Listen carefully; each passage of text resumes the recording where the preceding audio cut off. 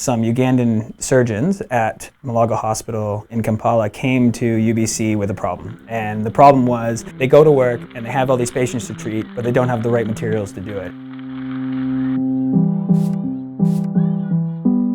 If you break your femur in a car accident in Vancouver and go to Vancouver General Hospital, then the surgeons are going to fix it, and they're going to use a surgical drill that costs around $30,000.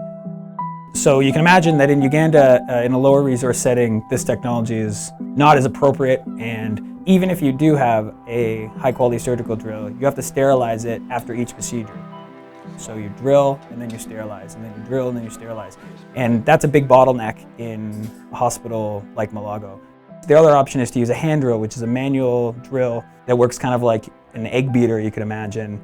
And to drill holes with this, it's very labor intensive and it takes about 20 minutes per hole. And this is a really bad problem because the longer that it takes for you to get treatment, the less positive your outcome is. That's a begrudging, tough call that they have to make on a day-to-day basis. So they came to us with the solution that they knew that they could use regular power drills for the surgeries they needed to do, except for that regular power drills can't be sterilized like surgical drills can. If we could make a cover to allow it to stay sterile, then they would be able to use a drill from their regular hardware store to do these surgeries. So you could think of the drill cover as like a mech dry bag.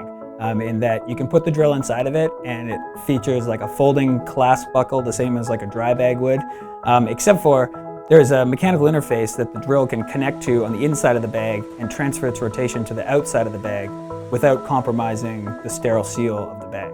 No bacteria or bugs or anything can transfer from the OR to the drill or from the drill to the OR. It was a project in the Engineers and Scrubs program, which is in the biomedical faculty at UBC. And then two group members, Marianne Black and Lawrence Buchan, stayed on, and that was when they added me and Elise and Jeremy to the team. I mean, I think I already feel successful. We've got now 18 drill covers in Uganda. The drill covers are being used. They're very helpful in being able to conduct more surgeries in a given week, and I'm happy to grow it as big as it can be, where it's still being used and being useful. If that means every orthopedic surgeon in every developing country in the world, then that's amazing. And if that means that it's only going to be useful in a few select countries, then that's amazing too. Basically, I see our team as a shepherd of this idea. I think it's a good idea that needs to be well designed and implemented, because I think it has a lot of power to help a lot of people.